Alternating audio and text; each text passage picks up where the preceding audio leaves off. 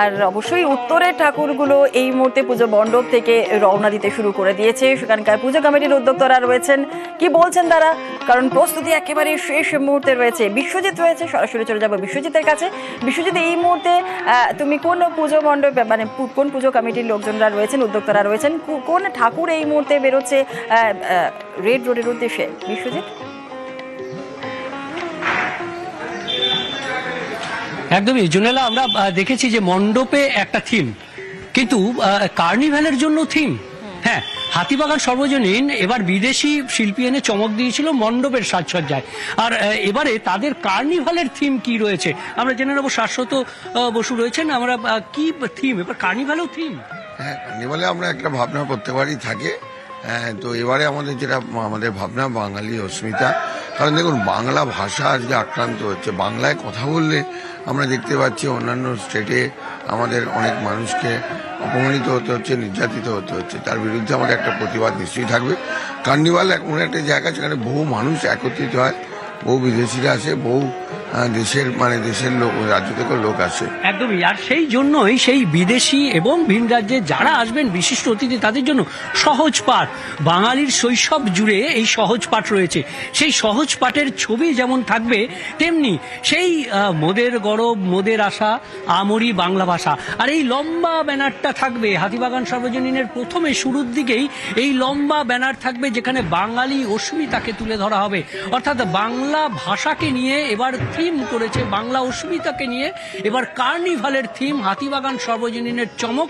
এই মুহূর্তে প্রতিমা, যে কথা বলছিলে জুনিরা, যে প্রতিমা এই মুহূর্তে তোলা হচ্ছে, একেবারে মণ্ডপ থেকে তোলা হচ্ছে, ট্রেলার রেডি রয়েছে। কিন্তু গতকাল রাতেই এটা তোলার কথা ছিল, যেভাবে বৃষ্টি হয়েছে রাতে, সেই কারণে এই মণ্ডপে থেকে প্রতিমা তুলতে একটু দেরি হচ্ছে এবং আর কিছুক্ষণের মধ্যেই মণ্ডপ থেকে প্রতিমা ট্রেলারে উঠে যাবে এবং তারপর এই প্রতিমা চলে যাবে কার্নিভালের উদ্দেশ্যে। কিন্তু আরো একবার কার্নিভালের উদ্দেশ্যে। বেশ, ধন্যবাদ বিশ্বজিৎ।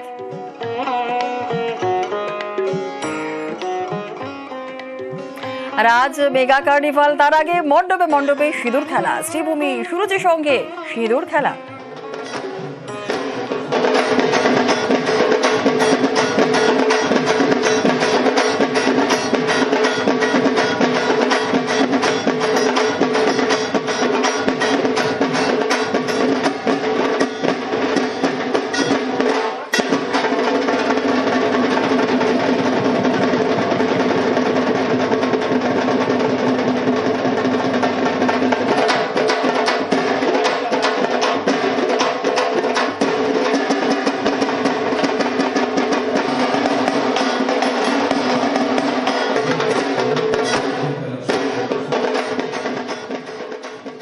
আর এদিকে কার্নিভালের জন্য সব রকম ব্যবস্থা করছে পুলিশ, জানালেন নগরপাল মনোজ বর্মা।